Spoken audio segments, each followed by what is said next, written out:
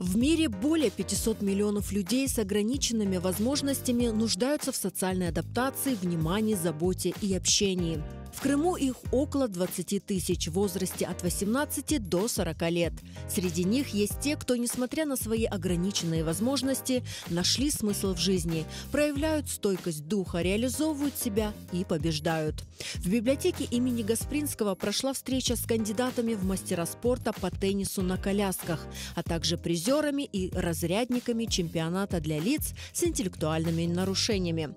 Мероприятие прошло в рамках социально ориентированного проекта «Мусавилер Мейдана». Они нам, наверное, преподнесут урок настоящего мужества и урок человеческих возможностей, безграничных возможностей, хотя их принято называть люди ограниченных возможностей. У нас заявлено 6 спортсменов, у которых награды, вымпела. Они чемпионы и призеры различных олимпиад именно по теннису на колясках. И это действительно настоящий урок для нас, мастер-класс для нас с вами, потому что мы вроде бы не ограничены физически в своих возможностях, и иногда пребываем в лени, у нас безнадега, а они трудятся, добиваются, и у них действительно вот такой позитив, и это мотивация для нас всех. Это действительно мастер-класс, урок жизни для всех нас. Спортсмены на колясках поделились с гостями историями успеха, рассказали о своих достижениях.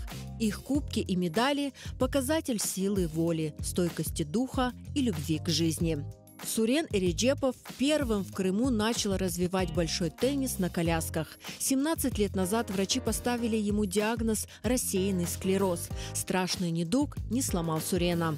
Он добился больших высот в спорте, а в прошлом году открыл школу адаптивного тенниса, где тренирует детей с интеллектуальными нарушениями и ограниченными возможностями. Когда мы только начали развивать этот спорт, для меня лично это было, что нет ограничений, то есть несмотря на то, что мы физически ограничены в чем-то, то есть нет ограничений в этом, то есть идти вперед, развиваться в спорте, не сидеть дома, расти. То есть первый проект мой был этот проект «Теннис на колясках», как бы, да. После того, как к нам стали обращаться родители детей с ментальным нарушением, я принял решение, что нужно расти дальше. То есть в итоге открылся второй проект «Школа адаптивного тенниса». На данный момент около 30 детей с ментальным нарушением, это вот с различными диагнозами, от синдрома Дауна, аутизма, различных неврологий, умственная отсталость. Али Кадралиев занимается большим теннисом на коляске уже 6 лет.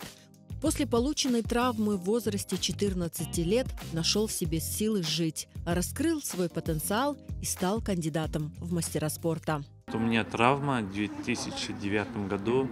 Я прыгнул в воду и сломал себе шею. Это было в Узбекистане. Мы с друзьями сдали экзамен и поехали это как бы отмечать на речке. И я прыгнул неудачно и сломал шею. Ну, всегда в спорте был, поэтому и как бы спорт не ушел, а пришел обратно.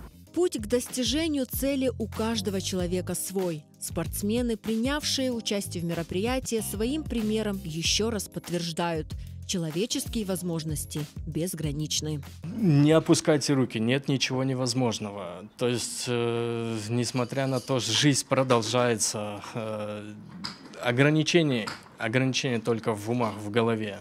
Вот. Встал, пошел, поднялся, упал, поднялся, пошел.